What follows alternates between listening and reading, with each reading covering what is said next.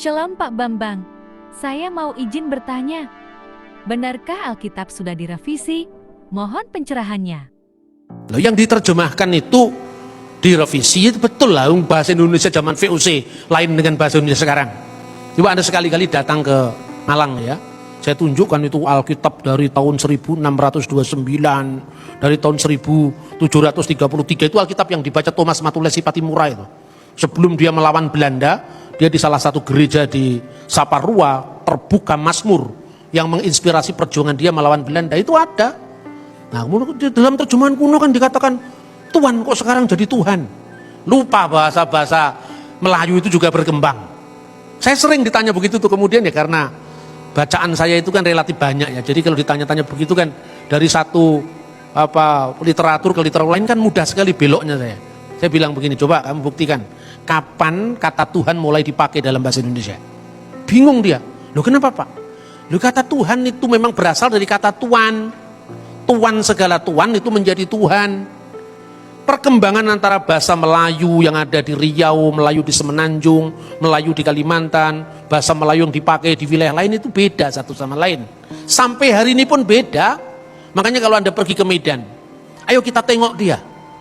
Kalau Anda ngomong tengok di sini menengok orang sakit. Tapi kalau Anda mengatakan mari kita lihat dia, hanya melihat sekilas, tidak menjenguk. Itu antara Medan dengan Jakarta aja beda. Makanya lembaga Alkitab itu harus menyatukan terjemahan yang bisa dipakai oleh seluruh pengguna bahasa Indonesia. Dulu diterjemahkan putra untuk kata Yesus sebagai putra Allah, ya. Bardi Allaha atau Ben Elohim diterjemahkan putra Allah. Bagi orang Jawa rasanya pas ya. Masa kalau anak isopo, anak pitik, apa anak macan itu kan. Tapi kalau nggak ada kan putranya macan bahasa Jawa. Putranipun singo menika mboten ada. Anake singo kan itu kan. Putranipun kucing kan nggak ada kan. Yang ada anake kucing, anake singo kan itu kan. Tapi kalau putranya Den Bei kan menika putranipun Den Bei kan itu kan. Jadi kata putra lebih respect, lebih hormat. Tapi kalau kata putra dipakai dalam bahasa Indonesia, orang di luar Jawa tidak bisa ngerti. Pertama, kelemahan kedua, kata putra itu berkelamin karena untuk laki-laki. Bagaimana ketika anak-anak Allah nggak bisa diterjemahkan? Masa putra-putri Allah? Kami putra-putri Indonesia, masa begitu?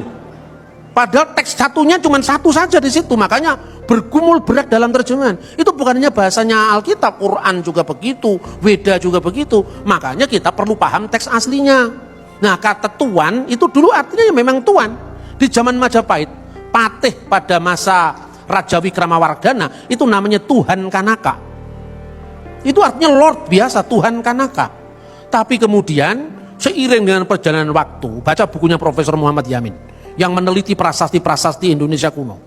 Awal mula ketika Islam masuk ke Indonesia di Prasasti Trengganu tahun 1380, itu kata Allah belum dipakai secara mutlak, masih berdampingan dengan kata Dewata Mulia Raya. Itu Prasasti Trengganu sebagai terjemahan dari Allah. Ungkapan dewata ini dipinjam oleh bahasa Batak menjadi debata. Maka Allah diterjemahkan debata mula jadi Napoleon. Ini perkembangan dari Sanskerta, Arab, Melayu, campur aduk menjadi satu, namanya bahasa. Kemudian berkembang menjadi bahasa Indonesia kita sekarang. Nah, ketika Yesus diterjemahkan Tuan dan Tuhan, itu problem bahasa Indonesia. Problem bahasa Jawa tidak ada. Ketika dia mengatakan Gusti Yesus ing Jumat Agung menika sampun sedo. Tidak ada orang Jawa Gusti kok sedo. Nah tinggal Gustinya tuh. Kalau Gusti Patih sedo, sing sedo manusianya, Gustinya tidak bisa sedo karena Gusti itu kan gelar. Lord Charles meninggal. Yang meninggal kan Charlesnya, Lord tidak bisa meninggal. Tapi begitu bahasa Indonesia kita tidak punya kata yang bermakna ganda, Tuan sekaligus Tuhan. Nah itu problem. Makanya kalau Anda mengatakan Tuhan Yesus mati, orang lain ketawa-ketawa. Tuhan kok mati? Tuhan yang menciptakan alam semesta kok mati? Dunia direbut setan selama 3 hari katanya gitu. Coba kalau Anda pindah jadi bahasa Inggris, pindah jadi bahasa Jawa, tidak ada orang tanya begitu. Karena kata Gusti bermakna ganda, baik Tuan maupun Tuhan, tergantung konteksnya apa. Kalau itu Gusti dalam makna Gusti Pangeran Diponegoro, ya yang perang Diponegoro 1825 sampai 1830. Tapi kalau Gusti Allah, yaitu Allah Subhanahu wa taala dalam pandangan Islam. Tapi kalau Gusti Pangeran itu seto, maksudnya manusianya, tidak pernah Gusti Allah seto gitu loh. Tapi kalau dalam bahasa Indonesia karena keterbatasan penggunaan kata Tuhan dan Tuhan, maka jadi masalah. Jadi saya tegaskan, ketika Yesus disebut Allah, sama sekali tidak bicara tentang kemanusiaannya, tapi bicara tentang firman Allah yang adalah Allah. Ketika kita bicara tentang Yesus sebagai Tuhan, itu kemanusiaannya justru yang disebut Tuhan itu. Jadi Tuhan di sini agak beda dengan pandangan dengan bahasa Indonesia umat Islam. Dia ada Tuhan selain Allah, beda. Kalau dalam bahasa Arab kan la ilaha illallah, tidak ada ilah kecuali Allah. Kalau di Kristen kata Tuhan itu maknanya spesifik untuk kurios yang bermakna ganda, baik Tuhan maupun Tuhan. Nah, kalau dalam Islam itu tergantung konteksnya.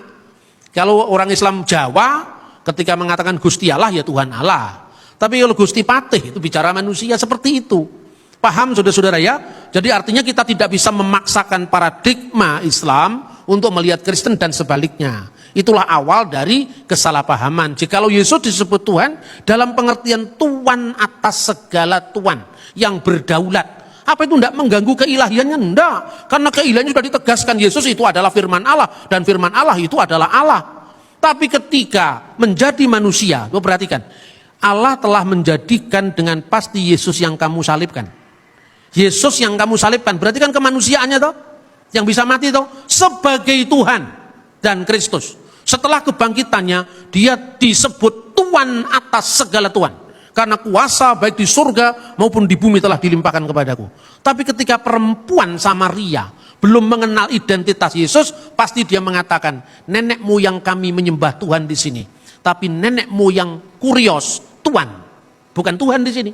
Makanya dalam lembaga Alkitab, ya Alkitab Bahasa Indonesia TP, terjemahan baru edisi 2, 1998, dari nyatalah padaku bahwa Tuhan adalah seorang nabi, sekarang sudah disempurnakan terjemahannya, nyatalah padaku bahwa Tuhanlah seorang nabi.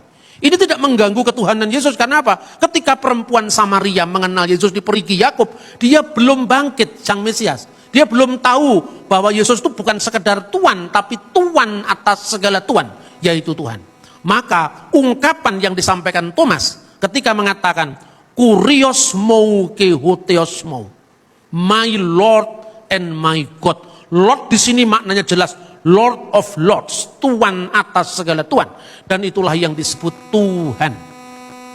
Memang tidak mudah, tetapi ketika kita terus menggali kebenaran firman Tuhan, semuanya akan tuntas. Sebab siapa yang mencari pasti akan diberi. Siapa yang meminta pasti akan mendapat. Siapa yang mengetuk pintu pasti pintu dibukakan. Maka kita harus setia kepada kebenaran firman Tuhan. Tuhan memberkati kita dan firman-Nya terus melengkapi kita untuk iman percaya kita dalam mengiring Yesus Kristus Juru Selamat kita. Amin. Oke Pak Bambang, penjelasan Anda sangat mencerahkan dan menguatkan iman kami. Terima kasih, Tuhan Yesus memberkati.